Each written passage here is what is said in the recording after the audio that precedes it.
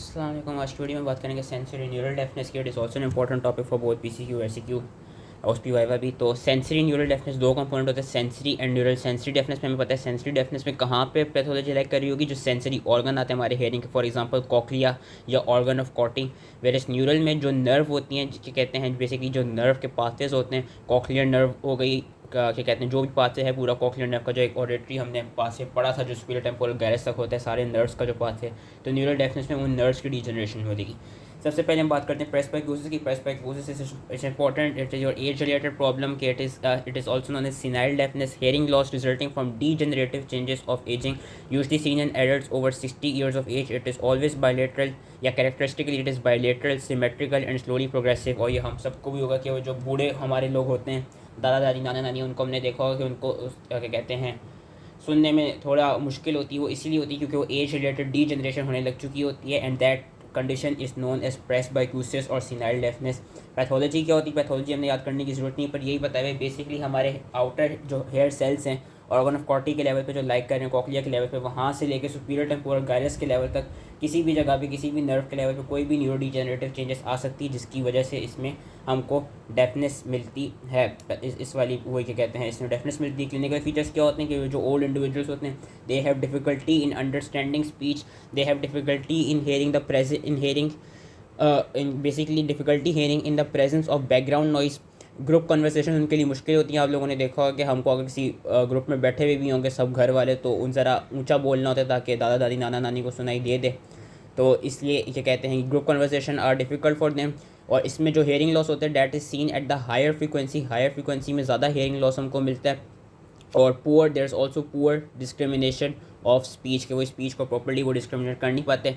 Speech audiogram और PTM investigation कराते हैं। पीटीएम में हमको सेंसरी न्यूरल डेफनेस का मिलेगा which will be pronounced in higher frequencies. हमको बेसिकली मैंने कहा था प्रेस्पाइकोसिस में मैं अलग से बताऊंगा, ये प्रेस्पाइकोसिस का पीटी है कि सेंसरी न्यूरल डेफनेस का मिल रहा है कि बहुत एयर कंडक्शन वो कंडक्शन नीचे आए हुए, लेकिन ये कि हायर फ्रीक्वेंसी में एयर कंडक्शन में वी कैन सी इस तरह का स्लोपिंग कर्व मिलता है। So this is seen in senile deafness और दिस इज सीन इन प्रेस्पाइकोसिस, ये कर्व याद रख लेना होगा। बाकी स्पीच ऑडियोग्राम में भी there will be reduction in speech discrimination को, जो हमने अलग से पढ़ा था कि स्पीच डिस्क्रिमिनेशन को जो हम देते हैं, जब मैं पीटीए और टेम्पेनोमेट्री पढ़ा रहा था। ट्रीटमेंट क्या है? अब since it is age related problem और ये किसी ना किसी टाइम में हम सबको भी आएगा, तो मेन जो इसकी ट्रीटमेंट है वो यही है कि पेशेंट को प्रॉपर्ली रिएश्योर कराया जाए, nature of disability properly explain की जाए कि this is age related problem, it occurs to everyone. वैसे अगर हेयरिंग से रिलेटेड कोई ट्रीटमेंट देनी है तो हम क्या ट्रीटमेंट दे सकते हैं? लिप रीडिंग, कि इंडिविजुअल जब भी किसी से बात कर रहा हो तो उसके लिप्स को पढ़ के खुद ज़रा आर्टिकुलेट करे कि क्या वर्ड्स वो बोल रहा होगा। बाकी हम ऑडिटरी ट्रेनिंग भी करा सकते हैं और मॉडर्न हेयरिंग एड्स भी हम दे सकते हैं ट्रीटमेंट ऑफ प्रेस्पाइकोसिस के लिए। यही 4 ट्रीटमेंट आ जाती हैं।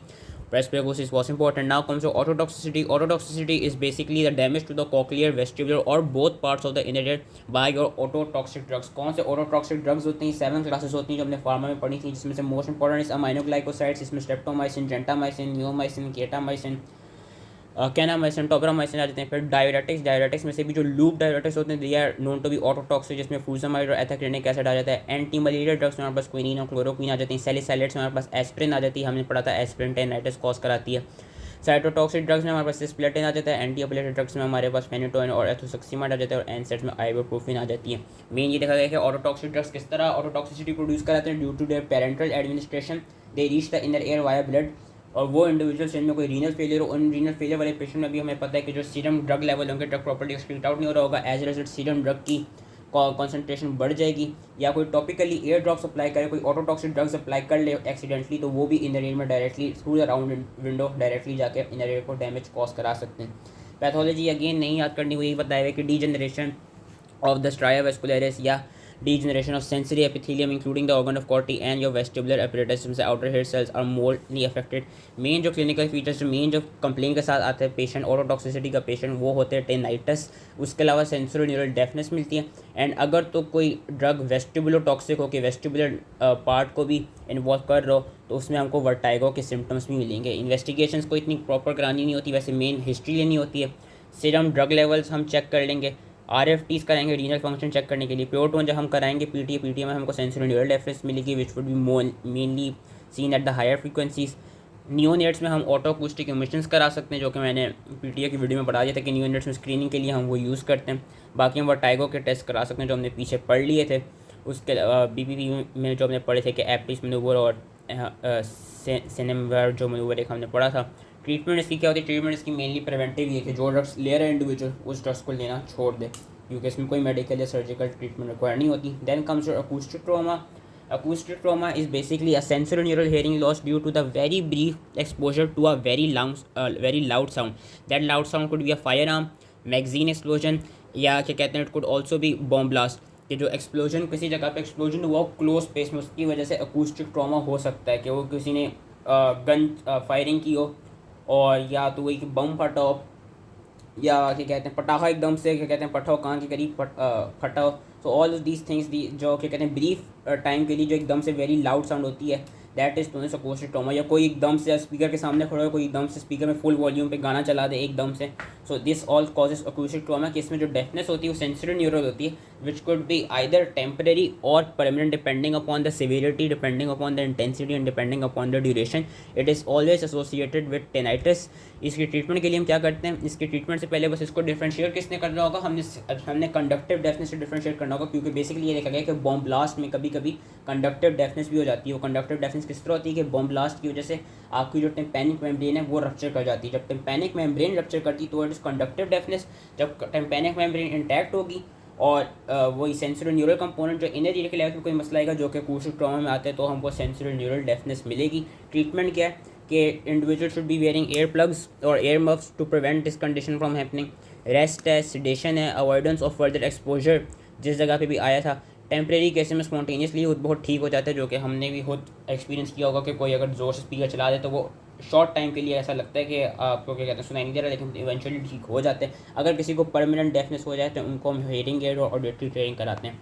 Then comes your noise induced hearing loss, which is also important. Noise induced hearing loss is basically seen in those individuals who work in industries, who works in textiles factories के prolong exposure to a loud sound, जिसकी वजह से cochlea affected होता है पर vestibular function remains normal. इसमें भी टेनाइटिस की कंप्लेन के साथ आता है कि जो sound pressure above the safe and permissible level for certain time period daily जो है बेसिकली उन इंडिविजुअल्स में ही आता है कि नॉइस इंड्यूस्ड हेयरिंग, जो हमें पता है कि फैक्ट्रीज वगैरह में काम कर रहे होते हैं, हैवी मशीनरी यूज़ हो रही होती है, या इवन अगर हम ट्रैफिक उसकी बात करें, कांस्टेबल की बात करें, तो वो भी कॉन्स्टेंटली रोड पे खड़ा होता है, पूरी ट्रैफिक को वो क्या कहते हैं मेंटेन कर रहा होता है, तो कॉन्स्टेंटली वो ट्रक की, बसेस की, गाड़ियों के हॉर्न्स की आवाज़ सुन रहे होते हैं। उन इंडिविजुअल्स में भी नॉइस इंड्यूस हेयरिंग लॉस हो सकता है। उसका ओशा ने, occupational safety and health administration ने एक ये चार्ट बनाया है कि कितना डेसिबल्स की साउंड क्या कहते हैं परमिसेबल है for how much period of time.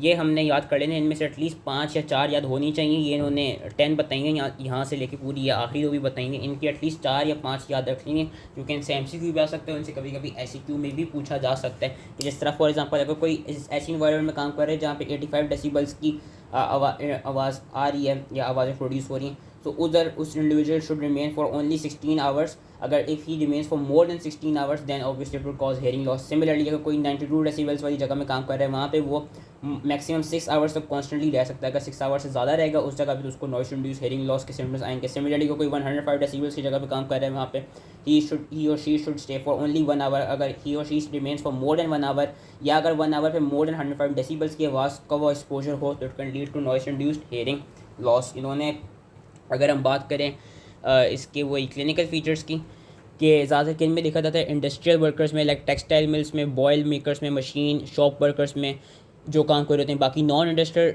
Noise exposure की बात करें तो वो हमारे पास जो इंडिविजुअल्स जो कि क्या कहते हैं ट्रैफिक कांस्टेबल होते हैं, या जो सिविल वर्कर्स होते हैं जो कि बिल्डिंग की कंस्ट्रक्शंस में क्या कहते हैं काम कर रहे होते हैं, या अगर कोई ऐसा इंडिविजुअल हो जिसका समझो कोई DJ वगैरह हो जिसका कॉन्स्टेंट क्या कहते हैं एक्सपोजर हो रहा हो लाउड म्यूज़िक से, या कोई ऐसा इंडिविजुअल जो कि रेलवे ट्रैक्स करीब रहता हो कि कॉन्स्टेंट उसको ट्रेन की आवाज़ें आ रही हों, तो ऑल ऑफ दीज इंडिविजुअल्स इनमें क्या कहते हैं नॉइस इंड्यूस हेयरिंग लॉस हो सकता है। Clinical feature main is sensory neural type of deafness which is mainly seen या characteristic it is greatest at around 4000 hertz. ये उन्होंने इसका ऑडियोग्राम दिखाया हुआ है। ये यूजुअली आता नहीं है, लेकिन वैसे ये भी यही है कि स्लोपिंग कर्व होगा, लेकिन प्रेस बाय क्रूसिस जैसा स्लोपिंग नहीं होगा। प्रेस बाय क्रूसिस का तो बिल्कुल ही स्लोपिंग डाउन कर रहा है ना, यहाँ पे कि 4000 पे मैक्सिमम होगा।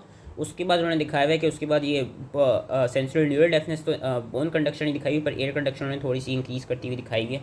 तो मेन जिसमें डेफनेस मिलती है सेंसरी न्यूरल डेफनेस मिलती है, और टेनाइटिस की भी कंप्लेन होती है। ट्रीटमेंट, अगेन ट्रीटमेंट लिखने को आ सकती है, ट्रीटमेंट के लिए पूरा याद कर लेना है कि प्रिवेंटिव ट्रीटमेंट है। अगर तो वो किसी उसी जगह पे उसी वर्क स्पेस में उसने काम करना ही है, उसको जॉब की बहुत ज़रूरत है, तो वहाँ पे वो एयर प्लग्स यूज़ करे, एयर मफ्स यूज़ करे, proper sound insulation devices present हो वर्करूम में, एंड यूज़ ऑफ साइलेंसर्स हो इन नॉइजी मशीन्स, बीच में रेस्टिंग पीरियड भी ले, रिहेबिलिटेशन का पीरियड भी मिले, उसके अलावा रेस्ट हो, avoidance from further exposure to prevent the further hearing loss, या अगर वो ये कि अगर उस जगह पे बहुत ज़्यादा ही वो है कि नॉइस प्रोड्यूस होती है, सो ही और शी कैन चेंज हिज और हर ऑक्यूपेशन और हिज और हर वर्क प्लेस। उसके अलावा हेयरिंग एड भी ट्रीटमेंट के तौर पे यूज़ हो सकते हैं। तो इसकी ट्रीटमेंट इंपॉर्टेंट है, ट्रीटमेंट इसकी पूरी लिखने को आ जाती है, ट्रीटमेंट इसकी सही से याद कर लेनी है। उसके अलावा अलग से idiopathic sudden sensorial hearing loss इतना इंपॉर्टेंट नहीं है। Idiopathic as the name suggest के विदाउट एनी एटियोलॉजी एकदम से सडन एकदम से सेंसोरियल हेयरिंग लॉस हो जाता है। यूनिलैटरल होता है कि एकदम से किसी में विद इन फ्यू आवर्स या within 2 to 3 days unilateral hearing loss होने लग जाएगा। एटियोलॉजी ये देखी गई है could be due to any viral infection जो कि कॉकलिया के लेवल तक या कॉकलियर नर्व तक स्प्रेड कर गया, कोई ऑटो इम्यून डिसऑर्डर, या कोई rupture of the membrane in cochlea, या कोई वेस्कुलर ओक्लूजन लाइक थ्रोम्बोसिस या हेमरेज या स्पैज्म। हाई डोज स्टेरॉइड्स के थ्रू ये ट्रीट हो जाता है। ये वाला इतना इंपॉर्टेंट नहीं था। Main is presbycusis and your noise induced hearing loss from this chapter. तो आई होप ये समझ में आ गया हो, एंड थैंक यू।